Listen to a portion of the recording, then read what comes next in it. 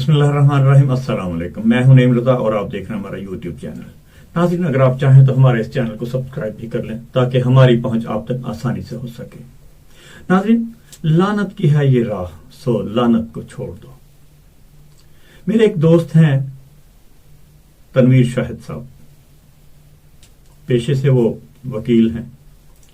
انہوں نے ایک بڑا ہی اچھا تجزیہ کیا تھا، سو میں نے سوچا کہ آپ تک ان کی باتیں پہنچائیں۔ گزشتہ دنوں پاکستان کے ایک میڈیا ٹاک شو میں ممبر پنجاب اسمبلی نذیر چوہان نے وزیر اعظم کے مشیر شہزاد اکبر پر یہ الزام لگایا تھا کہ وہ احمدی ہیں، اور ان سے مطالبہ کیا کہ وہ خود کو مسلمان ثابت کرنے کے لیے جماعت احمدیہ کے مقدس بانی حضرت مرزا غلام احمد قادیانی مسیح موعود و مہدی موعود علیہ السلام پر اعلان لعنت کریں۔ اسی ممبر نے پھر یہی مطالبہ پنجاب اسمبلی میں بھی دہرایا۔ وزیر قانون راجہ بشارت احمد نے خود کو اس الزام سے بچانے کے لیے اپنی دفاعی تقریر میں خود تو لعنت نہیں کی، لیکن نذیر چوہان کے مطابق وہ فضول اور فتنہ قرار دیا۔ اس پر کثیر تعداد میں ممبران اسمبلی نے بڑے زور شور سے جماعت احمدیہ اور جماعت احمدیہ کے مقدس بانی حضرت مرزا غلام احمد قادیانی علیہ السلام پر ڈیسک بجا بجا کر اعلان لعنت بھی کی، اور نذیر چوہان کے مطالبے کو جائز اور درست قرار دیا۔ اس مضمون میں اس مطالبہ کے بعض پہلوؤں کا جائزہ لینا مقصود ہے۔ لعنت کا لفظ اپنی لغوی معنی کے اعتبار سے کسی کو گالی دینے کے لیے بھی استعمال ہوتا ہے، اور حق اور خدا تعالی کی رحمت سے دوری کے بیان کے لیے بھی استعمال ہوتا ہے۔ جہاں تک لعنت کے لفظ کا تعلق ہے تو اس کا پہلا استعمال خود اللہ تعالیٰ نے شیطان کے لیے کیا، اور پھر شیطان کے اضلال جو انبیاء علیہ السلام کے مفکرین اور مکذبین تھے ان پر بھی کیا۔ اور ہم دیکھتے ہیں کہ مخالفین انبیاء بھی اور ان کے متبعین پر لعنت کرتے ہیں۔ اللہ تعالیٰ کی ذات بابرکات جو اخلاق کی معلم ہے سے متعلق یہ گمان نہیں کیا جا سکتا کہ وہ کسی کو گالی دے۔ ایسا ہی اس کے رنگ میں رنگین ہو کر آنے والے وجود یعنی انبیاء علیہ السلام اور ان کے متبعین سے متعلق بھی ایسا خیال محال ہے۔ لیکن امر واقعہ یہ ہے کہ اللہ اور اس کے فرستادے اور مخالفین انبیاء لعنت کرتے ہیں۔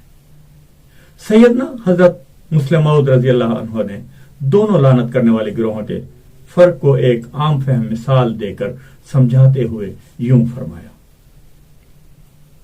بعض لوگ اعتراض کیا کرتے ہیں کہ حضرت مسیح موعود علیہ السلام نے اپنی کتب میں بعض جگہ کئی صفحوں پر مخالفین پر لعنت ڈالی ہے، اور آپ متواتر لعنت لعنت لعنت لکھتے چلے گئے۔ اس کی کیا وجہ ہے؟ وہ خیال کرتے ہیں کہ آپ نے نعوذ باللہ انہیں گالیاں دی ہیں، حالانکہ آپ نے گالیاں نہیں دی۔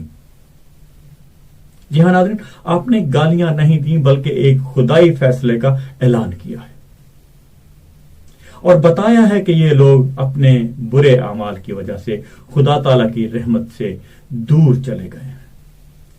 جس طرح ایک مجسٹریٹ اگر کسی مجرم کو 6 ماہ کی قید کی سزا دے تو اس سزا کو درست اور قابل قبول قرار دیا جاتا ہے، لیکن اگر کوئی دوسرا شخص جسے گورنمنٹ نے فیصلے کا کوئی اختیار نہ دیا ہو کسی مجرم کے متعلق یہ فیصلہ کرے کہ اسے قید کر دیا جائے تو سب لوگ اسے پاگل تصور کرتے ہیں۔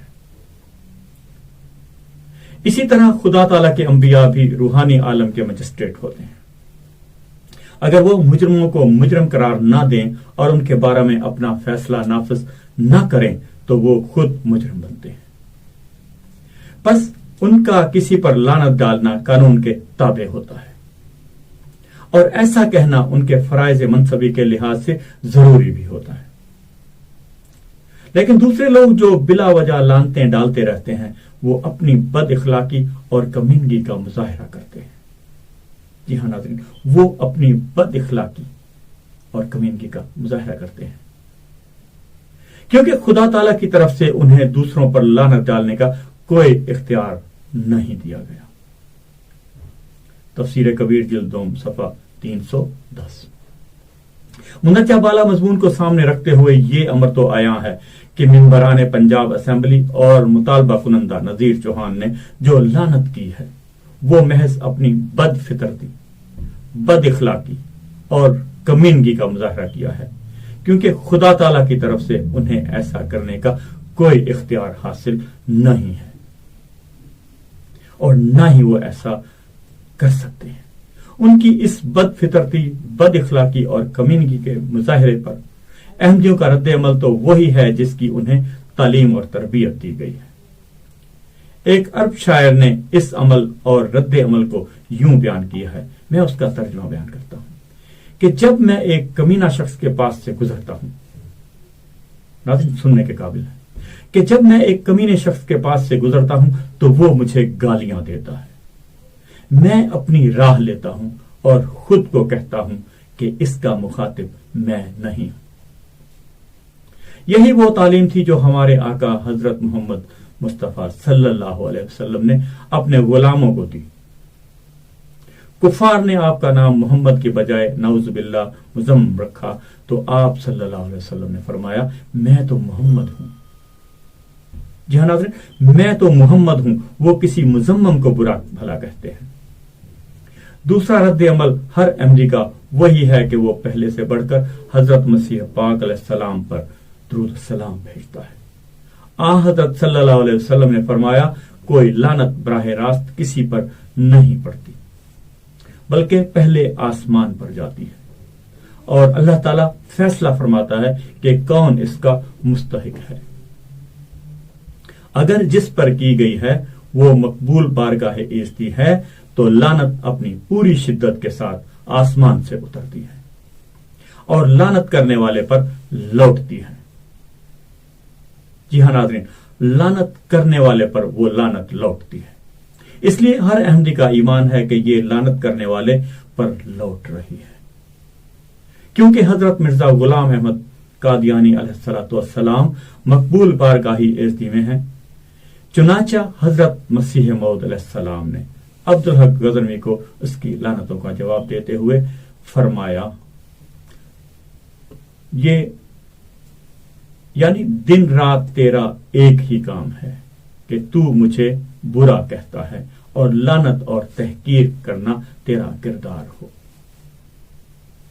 لعنت تو وہی ہوتی ہے جو رحمان کی طرف سے ہو اور ذلیل انسان کی لعنت کوئی حقیقت نہیں رکھتی۔ اگر کوئی ہم پر لعنت کرے وہ ہم پر نہیں پڑتی بلکہ لعنت کنندہ خود کو ہی رسوا کرتا ہے۔ اپنا منہ ہی کر لیا گندا پاگل نے جب چاند پہ تھوکا۔ جناب شہزاد اکبر نے میرے علم کے مطابق ابھی تک صرف اسی حد تک کہا کہ وہ سنی مسلمان ہیں اور رسول اللہ صلی اللہ علیہ وسلم کو ختم نبوت پر یقین رکھتے ہیں، لیکن لعنت ڈالنے سے رکا ہوا ہے۔ اللہ بہتر جانتا ہے کہ وہ کب تک اپنی اس شرافت اور تہذیب کی حفاظت کر سکے گا، لیکن پنجاب اسمبلی میں اکثریت کی کھل کر رائے تھی کہ جب مطالبہ کر ہی دیا گیا ہے تو شہزاد اکبر کو اسے پورا کرنا چاہیے اور کرنا پڑے گا۔ اس مطالبہ کی کئی تائید اسمبلی سے باہر بعض علماء سو کی طرف سے بھی کی جا رہی ہے۔ یہ مطالبہ سنی مکتب فکر کے لوگوں کی طرف سے کوئی انوکھی ایجاد نہیں، بلکہ اس معاملہ میں شیعہ ان پر سبقت رکھتے ہیں کہ خود کو اصلی شیعہ ثابت کرنے کے لیے مقدس خلفائے ثلاثہ رضوان اللہ علیہم اجمعین پر شیعہ لعنت کرتے ہیں اور کسی کی شیعت کی اصلیت کا امتحان کرنے کے لیے ایسا مطالبہ کرتے ہیں۔ چنانچہ حضرت مسلم موعود رضی اللہ عنہ ایک تاریخی واقعہ بیان کرتے ہوئے فرماتے ہیں، سیرت روحانی جلد اول صفحہ 212 اور 13 پہ ہے، گویا شریعت کا قیام اس امر پر منحصر ہے کہ شیعہ ہونے کا دعوے دار مقدس خلفائے ثلاثہ رضوان اللہ علیہم اجمعین پر نعوذ باللہ لعنت کرے۔ پاکستان میں سنیوں نے خود کو مسلمان ثابت کرنے کے لیے لعنت کے فن میں اگلا قدم اٹھانے کی کوشش کی ہے۔ حضرت مسیح موعود علیہ السلام نے اہل حدیث اور حنفی مخالفین کی طرف سے ہونے والی سب وششن کا یوں ذکر فرمایا، انہوں نے ہمارے مقابل پر اپنے اشتہاروں میں کوئی بھی دقیقہ ایذا اور سب وششن کا اٹھا نہیں رکھا، اور کسی قسم کی ایذا سے دستکش سکال لعنت اور سب وششن میں وہ ترقی کی کہ شیعہ مذہب کے لوگوں کو بھی پیچھے چھوڑ دیا۔ نزول مسیح جلد 379 صفحہ 18۔ خاصا کے علم میں نہیں کہ شیعہ حضرات نے کسی اسمبلی میں اس لعنت کے فن کو اس حد تک استعمال کیا۔ یہ ممبران اسمبلی اور علماء سو جو دروازہ کھول رہے ہیں اور جو اصول دنیا کو سکھانے کی کوشش کر رہے ہیں وہ نہایت خطرناک ہے۔ ان کا اصول یہ ہے کہ چونکہ جماعت احمدیہ کے مقدس بانی حضرت مرزا غلام احمد قادیانی علیہ الصلوۃ والسلام کو سچا نہیں سمجھتے، لہذا انہیں اپنی مسلمانی ثابت کرنے کے لیے ان کے اوپر لازم ہو گیا ہے کہ حضرت مرزا غلام احمد قادیانی علیہ الصلوۃ والسلام پر نعوذ باللہ لعنت ڈالیں۔ یہ بدبخت یہ نہیں سوچتے کہ پاکستان دنیا میں ایک بہت ہی معمولی ملک ہے۔ جی ہاں ناظرین، پاکستان دنیا میں ایک بہت ہی معمولی ملک ہے اور مسلمان ساری دنیا میں اقلیت میں ہیں۔ اگر مغربی عیسائی ممالک میں غیر مسلم ممبران اسمبلی سے کوئی بدبخت یہ مطالبہ کرے کہ وہ ہمارے آقا حضرت محمد صلی اللہ علیہ وسلم پر نعوذ باللہ ایسے ہی الفاظ کہے، تب اس کا عیسائی ہونا ثابت ہوگا۔ اسرائیلی پارلیمنٹ میں اگر خود کو یہودی ثابت کرنے کے لیے خدا کے مقدس نبی حضرت عیسیٰ علیہ السلام اور حضرت محمد صلی اللہ علیہ وسلم کے متعلق اسی بدبختی کو اختیار کرنے کا مطالبہ کریں، ممبران پارلیمنٹ اور وزراء سے کیا جائے، تو اس پر احتجاج کا اخلاقی جواز یا قانونی جواز کیا ہوگا؟ سوال یہ ہے۔